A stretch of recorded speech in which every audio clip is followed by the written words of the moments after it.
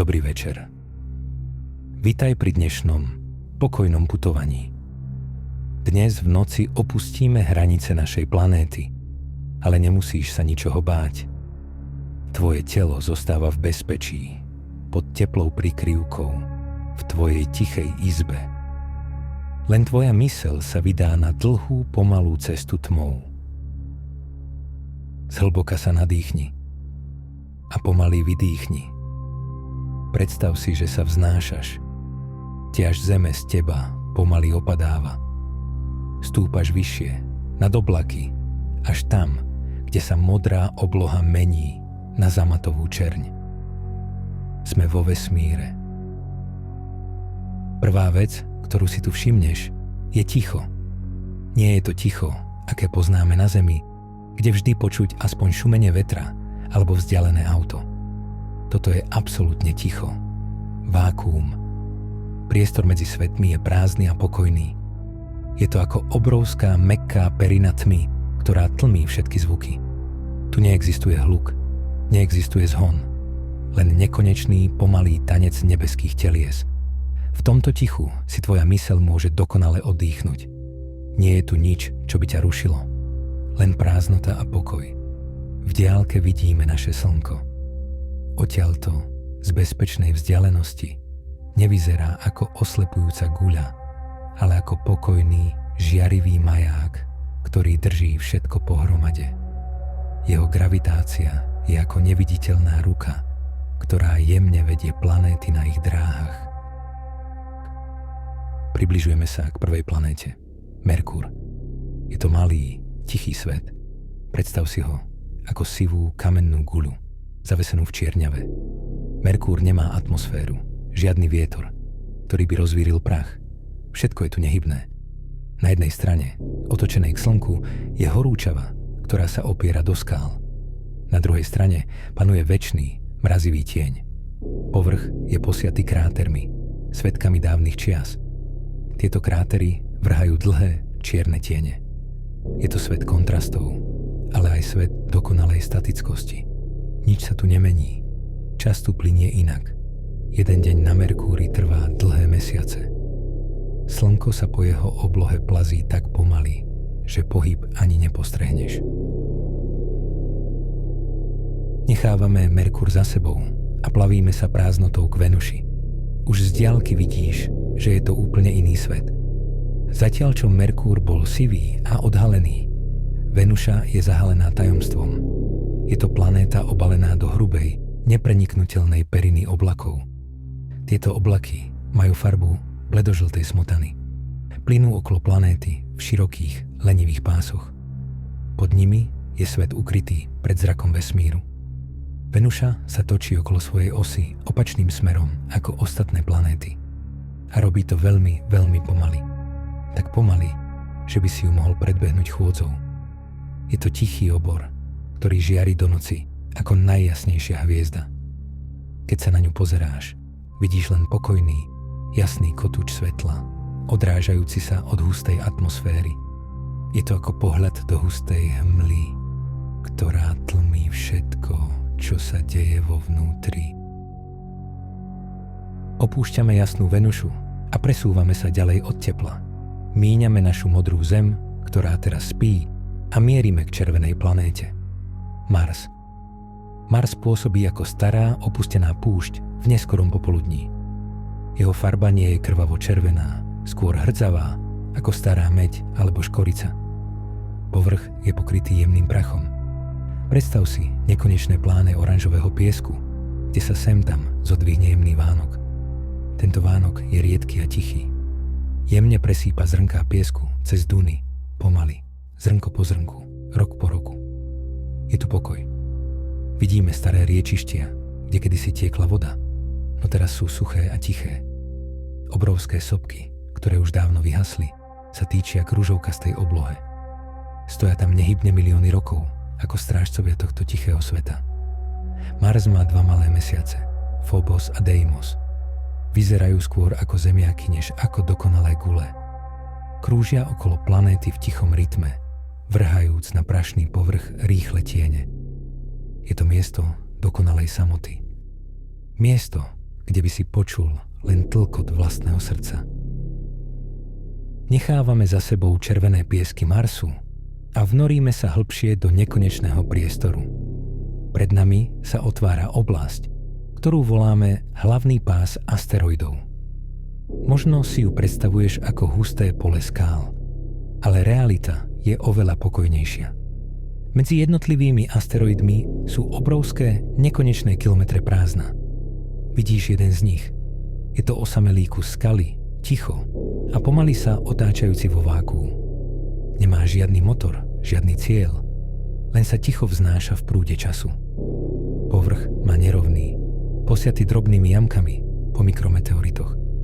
Svetlo zo vzdialeného slnka naň dopadá len veľmi jemne. Jedna jeho strana je osvetlená slabým, striebristým jasom, zatiaľ čo tá druhá splýva s absolútnou temnotou vesmíru. Sledujeme, ako tento kameň pomaly pláva okolo nás. Nie je tu žiadny odpor vzduchu, žiadne trenie. Je to ten najplynulejší pohyb, aký si možno predstaviť. Všetko v tomto páse pôsobí ako v spomalenom filme. Je to tanec ticha, kde každý kus hmoty má svoje presné, nemenné miesto. Tvoja myseľ sa teraz stáva jedným z týchto asteroidov. Pokojne sa vznášaš, bez ťaže, bez starostí, unášaný prúdom vesmírneho pokoja. Pás asteroidov zostáva za nami a pred nami sa začína rysovať niečo majestátne. Jupiter je taký obrovský, že si to ľudská myseľ len ťažko dokáže predstaviť. Je to svet, vytvorený len z plynu a oblakov. Predstav si ho ako gigantickú guľu mäkkosti. Povrch Jupitera nie je pevný. Sú to vrstvy a vrstvy oblakov, ktoré sa tiahnú tisíce kilometrov do hĺbky. Vidíš tie dlhé vodorovné pásy. Niektoré sú snehobiele, iné majú farbu teplého karamelu, jemnej okrovej alebo tlmenej krémovej. Tieto pásy sa medzi sebou pomaly prelínajú. Ak by si sa pozrel veľmi zblízka, videl by si, ako sa okraje týchto mračien do seba vlievajú ako mlieko do kávy. Sú to pomalé, nekonečné víry. A tam, v južnej časti, vidíme veľkú červenú škvrnu.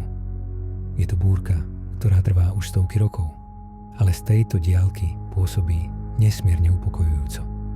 Vyzerá ako veľké oválne oko planéty. Točí sa tak pomaly, že jej pohyb je takmer nepostrehnuteľný. Je to symbol vytrvalosti a pokoja uprostred nekonečna. Jupiter svojou obrovskou hmotnosťou pôsobí ako ochranný štít celej našej sústavy. Je to tichý strážca, ktorého hlboká prítomnosť ti dodáva pocit stability. Cítiš sa pri ňom malý, ale v bezpečí. Teraz sa presúvame k najkrajšiemu klenotu nočnej oblohy. Saturn. Táto planéta má ešte jemnejší odtieň než Jupiter. Je to farba bledej slamy, jemného piesku a vanilky. Ale to, čo nás skutočne fascinuje, sú jeho prstence. Priblížme sa k nim. Z diaľky vyzerajú ako pevné disky, ale teraz vidíme pravdu. Prstence sú tvorené miliónmi a miliardami kúskov čistého ľadu. Niektoré sú malé ako zrnko prachu, iné veľké ako dom. A všetky do jedného ticho a poslušne obiehajú planétu. Predstav si ten pohľad. Slnko je už ďaleko, jeho svetlo je tu slabšie, ale o to vzácnejšie. Keď tieto slnečné lúče dopadnú na kúsky ľadu v prstencoch, rozohrajú nebeské divadlo. Každý kúsok ľadu sa trblieta ako malý diamant. Tisíce bielých iskier vyskakujú z tmy a opäť do nej zanikajú, ako sa ľadové kryštáliky pomaly otáčajú. Je to ako nekonečné more kryštálu. Cítiš ten chlad? Nie je to nepríjemný chlad, je to osviežujúci, čistý pokoj. Počuješ len tiché, pomalé unášanie týchto ľadových častíc. Sú ich miliardy, ale každá má svoje miesto, každá nasleduje svoj tichý rytmus.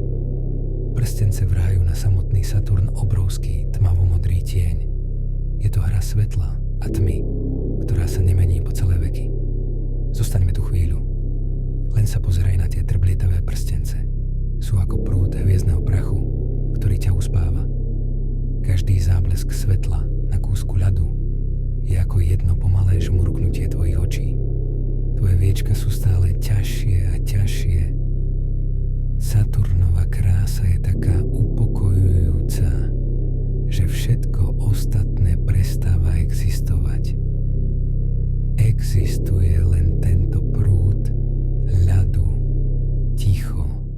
nekonečný priestor.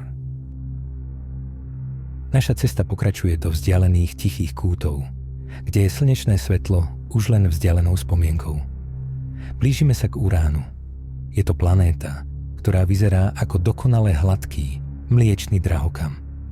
Má nádhernú, bledomodrú až tyrkysovú farbu. Urán je výnimočný svojim absolútnym pokojom. Na rozdiel od burlivého Jupitera, jeho atmosféra pôsobí takmer nehybne. Predstav si ho ako obrovskú guľu z chladného modrého zamatu. Je tam nepredstaviteľný mráz, ale ten mráz je tichý, čistý a sterilný. Urán sa na svojej dráhe takmer nepohybuje. Leží na boku a pomaly sa kotúľa vesmírom v nekonečnom spánku. Je to planéta, ktorá akoby sama meditovala. Pri pohľade na jeho jemný, mrazivý povrch cítiš, ako sa tvoja myseľ ešte viac upokojuje. Nie sú tu žiadne mraky, ktoré by ťa vyrušovali, žiadne búrky. Len nekonečná, hladká plocha tyrkysovej farby. Urán má tiež svoje prstence. Sú tmavé, úzke a takmer neviditeľné. Sú ako tenké nite tmy, ktoré planétu jemne objímajú. Sledujeme tieto nitky, ako ticho rotujú v prázdnote a cítime, ako sa naše dýchanie stáva rovnako pravidelným a pokojným. Plávame ďalej, ešte hlbšie do šera, až kým neuvidíme Neptún. Neptún má sítu, kráľovskú modrú farbu, pripomínajúcu najhlbšie miesta oceánu o polnoci. Je to svet bielých, vysokých mrakov, ktoré sa vznášajú nad temne modrým povrchom ako jemné závoje. Aj keď sú tu prítomné najrýchlejšie vetry v sústave, z našej obrovskej vzdialenosti vyzerajú ako nehybné ťahy štecom na tmavom plátne. Je tu šero, hlboké ticho a pocit nekonečnej samoty, ktorá však nie je smutná. Je oslobodzujúca. V tomto modrom svete neexistujú žiadne termíny, žiadne povinnosti, žiadny čas. Existuje len čistý priestor a tvoj pokoj. Neptún má mesiac menom Triton. Je to mrazivé miesto s gejzírmi dusíka, ktoré ticho vystrekujú do čierneho neba. Predstav si tú scénu, absolútne ticho, hviezdna obloha a jemný prúd dusíkového snehu, ktorý padá späť na ľadový povrch planéty. Je to ako sneženie vo sne. Pomalé, tiché a nekonečné. Na samotnom okraji nášho domova nachádzame Pluto. Je to malý, húževnatý svet z ľadu a skál. Pluto je tak ďaleko, že slnko odtiaľto vyzerá len ako jedna z mnohých jasných hviezd. Je to najjasnejší bod na oblohe, ale už nedáva žiadne teplo. Napriek tomu tu nájdeme niečo veľmi ľudské.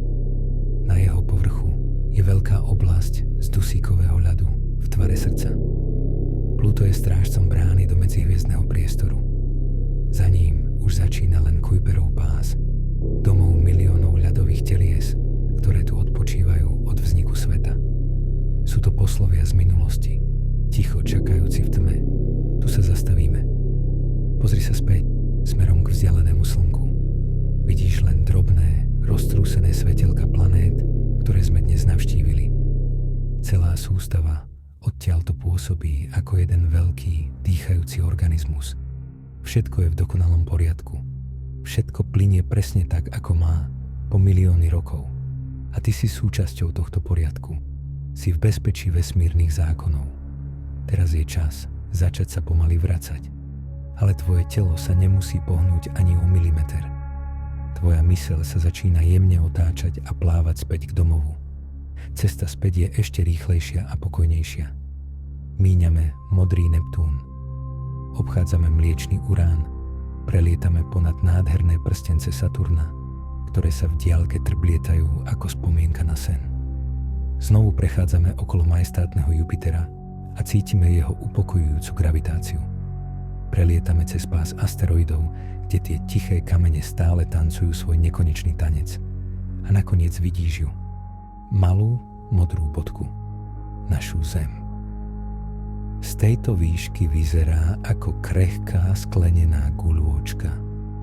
Vidíš, ako je z jednej strany osvetlená slnkom, ale my mierime do tej druhej strany. Do strany, kde vládne noc. Zem je zahalená do hlbokej tmy. Ako sa približujeme k atmosfére, cítiš, ako ťa obklopuje príjemné teplo. Prechádzame cez vysoké vrstvy vzduchu, cez tiché oblaky, až k tvojmu mestu, k tvojej ulici a k tvojmu domu. Cítiš, ako sa tvoja vedomá myseľ opäť spája s tvojim telom, ktoré tu celú túto dobu pokojne čakalo. Cítiš váhu svojich prikrývok. Sú ťažké a teplé. Cítiš, ako sa tvoje pety opierajú o matrac. Cítiš pokojný, hlboký rytmus svojho dychu. Tvoj hrudník sa pomaly dvíha a klesá, presne ako tie vlny v atmosfére Neptúna. Cesta vesmírom ti ukázala, aký veľký a tichý je svet okolo nás. Všetky tvoje myšlienky, starosti a plány z dnešného dňa sa teraz rozplývajú. Sú ako ten drobný hviezdny prach, ktorý sme nechali za sebou. Sú nepodstatné. Dôležitý je len tento moment. Teplo tvojej postele. Bezpečie tvojej izby. Tma, ktorá ťa objíma ako starý priateľ.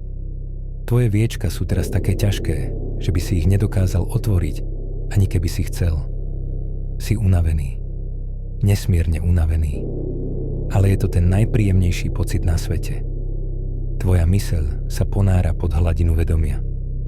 Celý vesmír nad tebou bdie.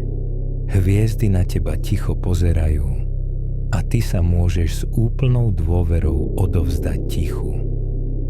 Zaspávaš hlbšie a hlbšie. Tma je mäkká a pokojná. Dobrú noc.